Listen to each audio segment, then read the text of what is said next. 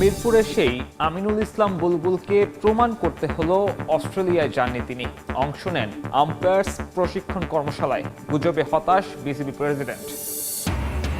সাবেক ক্রীড়া উপদেষ্টার স্বেচ্ছাচারিতার কারণেই বাজে অবস্থা বিসিবির। বর্তমান নেতৃত্বের যোগ্যতা নিয়ে প্রশ্ন আমিনুল হকের। তদন্ত করে ব্যবস্থা নেয়ার প্রতিশ্রুতি। প্রধানমন্ত্রী পিসিবি বৈঠক থেকেও বিশ্বকাপ নিয়ে আসেনি চূড়ান্ত সিদ্ধান্ত। আরও সময় চাইলেন মহসিন নাকভি। বাংলাদেশ ইস্যুতে পাকিস্তানকে দুষলেন রাজীব শুক্লা। শেষ হয়ে গেল অনূর্ধ্ব-19 দলের বিশ্বকাপ মিশন। কাগজে কলমে টিকে থাকলেও বাস্তবতা কঠিন টাইগার যুবাদের সামনে। সুপার 6-এ 7 উইকেটে হারল ইংল্যান্ডের কাছে। এবং সিঙ্গাপুর ম্যাচের আগে ভিয়েতনামের বিপক্ষে প্রীতি ম্যাচ খেলবে বাংলাদেশ। সেখানেই ক্যাম্প করার পরিকল্পনা বাফুফের। জুন উইন্ডোতে দলে যোগ দেবেন সুলিভান ব্রাদার্স। অস্ট্রেলিয়া নয়, বাংলাদেশেই আছেন বিসিবি সভাপতি আমিনুল ইসলাম বুলবুল। সব গুঞ্জন উড়িয়ে দিয়ে এদিন মিরপুরে হাজির হন বোর্ড প্রেসিডেন্ট। যোগ দেন বিসিবি ম্যাচ রেফারিদের 2 দিন ব্যাপী চলা প্রশিক্ষণ কর্মশালায়। অনুষ্ঠান শেষ করে যাওয়ার সময় রাতভর চলা গুঞ্জন নিয়ে কিছুটা আক্ষেপ প্রকাশ করেন সভাপতি বুলবুল। রাতভর গুঞ্জন আমিনুল ইসলাম বুলবুল নিজেই বলেছিলেন দেশেই আছেন তিনি। এই মুহূর্তে অস্ট্রেলিয়ায় পরিবারের কাছে যাওয়ারও নেই কোনো পরিকল্পনা। তারপরও দেশের শীর্ষ সারির এক গণমাধ্যমের খবরে তোলপাড় দেশের ক্রিকেটাঙ্গন। কিন্তু সকালেই সবাইকে চমক দিয়ে হাজির হলেন মিস্টার বিসিবি প্রেসিডেন্ট। বিশ্বকাপ থেকে বাংলাদেশের বিদায়, পরিচালকদের পদত্যাগ, হঠাৎ করে উদয় হলেন সাকিব আল হাসান। একের পর এক বিতর্কের মাঝে প্রেসিডেন্টের চলে যাওয়া স্বাভাবিকভাবেই জন্ম দিত বড় আলোচনা। কিন্তু সশরীরে মিরপুরে হাজির হয়ে সব গুঞ্জনে পানি ঢেলেছেন বুলবুল নিজেই। এদিন সকালে বিসিবি ম্যাচ রেফারিদের 2 দিনব্যাপী প্রশিক্ষণ কর্মসূচির দ্বিতীয় দিনের কর্মশালায় প্রধান অতিথি হিসেবে উপস্থিত হন সভাপতি আমিনুল ইসলাম বুলবুল। বের হয়ে কিছুটা আক্ষেপের কণ্ঠে শুনিয়ে যান দেশেই আছেন তিনি। অন্তর্বর্তী কিংবা স্থায়ীভাবে সভাপতি হওয়ার পর এর আগেও বহুবার পরিবারের সঙ্গে সময় কাটাতে অস্ট্রেলিয়া গিয়েছিলেন বুলবুল। তবে এবার এ ধরনের গুঞ্জনে হতাশ বিসিবি প্রেসিডেন্ট। যদিও সবকিছু মিলিয়ে আমিনুল ইসলাম বুলবুলের সামনে এখন অনেক চ্যালেঞ্জ। বিশ্বকাপ খেলতে না পারায় ক্রিকেটারদের জন্য করতে হবে বিকল্প ব্যবস্থা। এছাড়া ঠিক করতে হবে বিসিবির অভ্যন্তরীণে চলা সব সমস্যা। ক্ষমতায় গেলে ক্রিকেট বোর্ডের দুর্নীতি ও অনিয়মের সুষ্ঠু তদন্ত করবেন বলে হুঁশিয়ারি দিয়েছেন জাতীয় দলের সাবেক অধিনায়ক ও বিএনপির ক্রীড়া বিষয়ক সম্পাদক আমিনুল হক। দেশের ক্রিকেট বোর্ডের বর্তমান নেতৃত্ব ও গঠন প্রক্রিয়া নিয়েও প্রশ্ন তোলেন তিনি। মিরপুরে জাতীয় সংসদ নির্বাচনের প্রচারণা শেষে তিনি আরও জানান, কারো ব্যক্তিগত স্বার্থের জন্য ক্রিকেট বোর্ড ক্ষতিগ্রস্ত হতে পারে না। সাবেক যুব ও ক্রীড়া উপদেষ্টা আসিফ মাহমুদ সজীব ভুঁইয়া স্বেচ্ছাচারিতার মাধ্যমে অনভিজ্ঞ ক্রিকেট বোর্ড তৈরি করেছেন বলেও অভিযোগ করেন আমিনুল হক। এক সময়ের জাতীয় দলের সফল অধিনায়ক আমিনুল ইসলাম বুলবুল ক্রিকেট বোর্ডে দায়িত্ব নেওয়ার পর থেকেই নানা ইস্যুতে হয়েছেন সমালোচিত। 22 গজের সফল ক্রিকেটার ক্রিকেট বোর্ডের অভিভাবক সংস্থার দায়িত্ব নিয়ে বিশ্বকাপ ইস্যুতে হয়েছেন বিতর্কিত। তার সময়েই প্রথমবারের মতো কোনো বিশ্বকাপ খেলছে না টাইগাররা।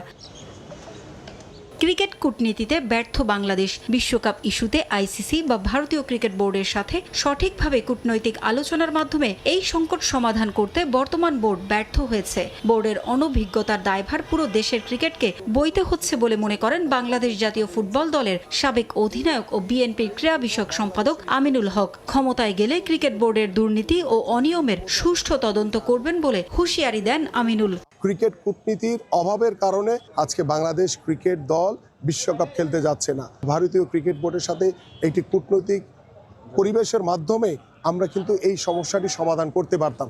সেখানেও অনেক অনভিজ্ঞতার পরিচয় দিয়েছে আমাদের বর্তমান বাংলাদেশ ক্রিকেট বোর্ড। এইটার পিছনে যারাই জড়িত থাকুক না কেন, ভবিষ্যতে নির্বাচনের পরে আল্লাহ যদি আমাদেরকে কবুল করে, এগুলোর সুষ্ঠু তদন্তের মাধ্যমে আমরা তাদেরকে আইনের আওতায় এনে তাদেরকে অবশ্যই তাদের বিরুদ্ধে ব্যবস্থা নিতে হবে। এ সময় দেশের ক্রিকেট বোর্ডের বর্তমান নেতৃত্ব ও গঠন প্রক্রিয়া নিয়েও প্রশ্ন তোলেন তিনি। সাবেক যুব ও ক্রীড়া উপদেষ্টা আসিফ মাহমুদ সজীব ভুঁইয়া তার স্বেচ্ছাচারিতার মাধ্যমে অনভিজ্ঞ ক্রিকেট বোর্ড গড়ে তুলেছেন বলেও দাবি করেন আমিনুল।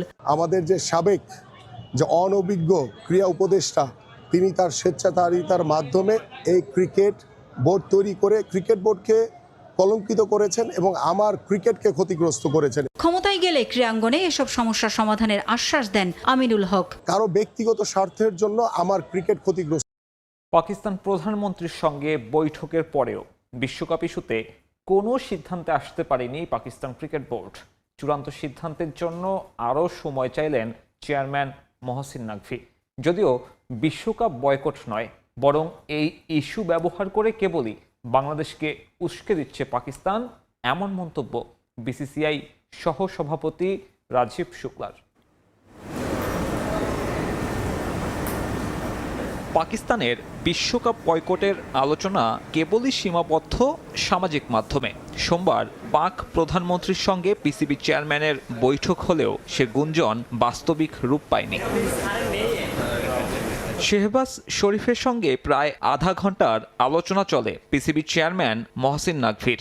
ধারণা ছিল বহুল প্রতীক্ষিত এই সভা শেষেই আসতে পারে বিশ্বকাপ নিয়ে চূড়ান্ত সিদ্ধান্ত। যদিও বেশ কিছু পাকিস্তানি গণমাধ্যমের খবর বিশ্বকাপ খেলবে মেন ইন গ্রিন, তবে তাৎক্ষণিকভাবেই সে সংবাদের বিরোধিতা করে নিজের এক্স হ্যান্ডেলে অপেক্ষা করতে বলেন পিসিবি চেয়ারম্যান নিজেই।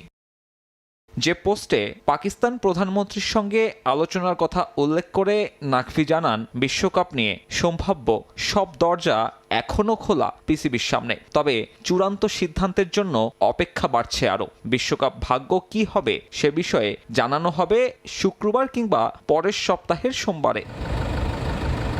এমন ঘোষণার পর পাকিস্তানের বিশ্বকাপ বয়কটের সম্ভাবনা যেমন কমেছে, তেমনি গুঞ্জন উঠেছে পিসিবির উদ্দেশ্য নিয়েও। একদিকে বিশ্বকাপ স্কোয়াড ঘোষণা সহ নিজেদের প্রস্তুতি চলমান রাখা, অন্যদিকে বয়কট নিয়ে নানান সময় ঝাঁঝালো বক্তব্য। পাকিস্তান আসলেই বাংলাদেশের পাশে থাকবে নাকি এই ইস্যুতে তারা স্রেফ আলোচনায় থাকতে চাইছে, সেটা নিয়েও প্রশ্ন উঠছে। এত সব কিছুর মাঝেই পিসিবির এমন কর্মকাণ্ডকে নাটক আখ্যায়িত করে বিসিসিআই সহ সভাপতি রাজীব শুক্লার দাবি, বাংলাদেশকে উস্কে দিতেই নাকি এমনটা করছে পিসিবি। স্বাধীনতা যুদ্ধে পাকিস্তানিদের বর্বরতার কথাও মনে করিয়ে দিলেন তিনি। কোনো কারণ ছাড়াই এই ইস্যুতে পাকিস্তান নাক গলাচ্ছে আর বাংলাদেশকে উস্কে দিচ্ছে। সবাই জানে বাংলাদেশিদের উপরে তারা কি ধরনের বর্বরতা করেছে। এখন তারা বাংলাদেশকে বিভ্রান্ত করার চেষ্টা করছে, যা একদমই উচিত নয়। আসলেই পাকিস্তানের বিশ্বকাপ বয়কটের সাহস আছে কিনা, নাকি এসব কেবলই নাটক, তা জানতে অপেক্ষা করতে হবে আরও কিছুদিন।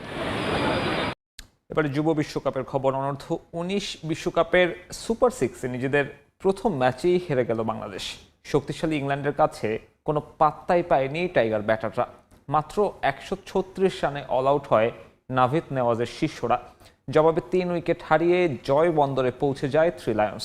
7 উইকেটের বড় হারে পরের রাউন্ডে যাওয়া কঠিন করে ফেলল বাংলাদেশ। বিপিএল শিরোপা জয়ের আনন্দ রাজশাহীবাসীর সঙ্গে ভাগাভাগি করে নিল চ্যাম্পিয়নরা। হোম সিটিতে ছাদ খোলা বাসে ট্রফি নিয়ে উদযাপন করল রাজশাহী ওয়ারিয়র্স। সেখানে ক্রিকেটারদের অভ্যর্থনা জানাতে হাজারো সমর্থক উপস্থিত হয়। ট্রফি সেলিব্রেশন ঘিরে উৎসবের নগরী হয়ে ওঠে রাজশাহী।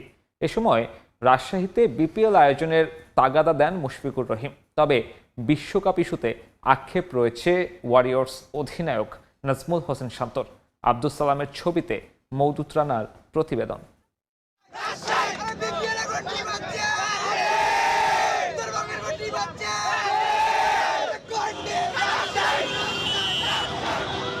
সাদখোলা বাছে বিপিএল চ্যাম্পিয়ন ট্রফি নিয়ে রোড শো।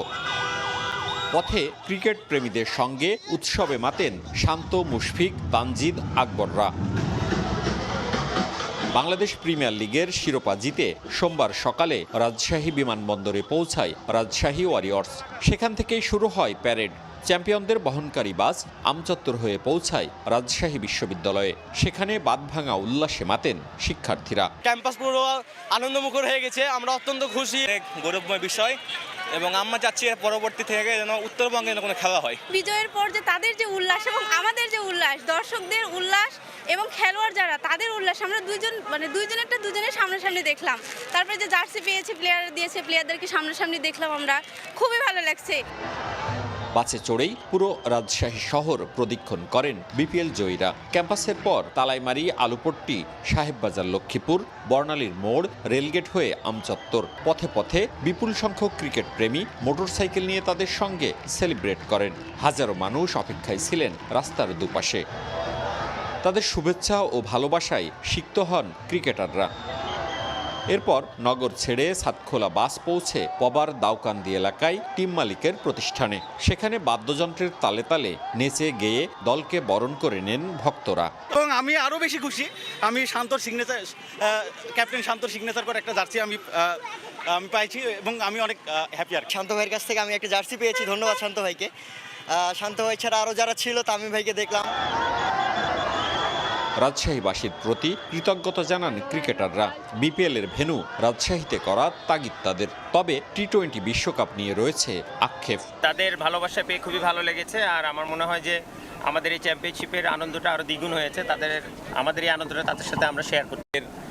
লোকাল ছেলে হিসেবে প্রথম বছর রাজশাহীর হয়ে খেলতে পেরে এবং কাপ জিততে পেরে এটা খুবই আনন্দের এবং খুবই ভালো লাগছে। অ্যাজ এ প্লেয়ার আমরা তো সবসময় চাই ক্রিকেট খেলতে, বাট এখানে বিসিবি বলেন বা আমাদের যারা ওপরে দায়িত্বে আছেন তারাই আমাদের গার্জিয়ান, তারা যেটা ভালো মনে করেছেন সেই ডিসিশনটাই নিয়েছেন। বাট এগেন আমি বলবো যে ক্রিকেটার হিসেবে তো খেলতে পারলে ভালো হতো, বাট যে ডিসিশনটা ক্রিকেট বোর্ড এবং আমাদের গভর্নমেন্ট থেকে এসছে এটা আমি পূর্ণ সম্মান জানাই। এবার পারিশ্রমিক সহ সার্বিক ব্যবস্থাপনায় বেশ সুনাম কুড়িয়েছে রাজশাহী ফ্রাঞ্চাইজি। ভবিষ্যতেও যা বজায় রাখতে চায় চ্যাম্পিয়নরা।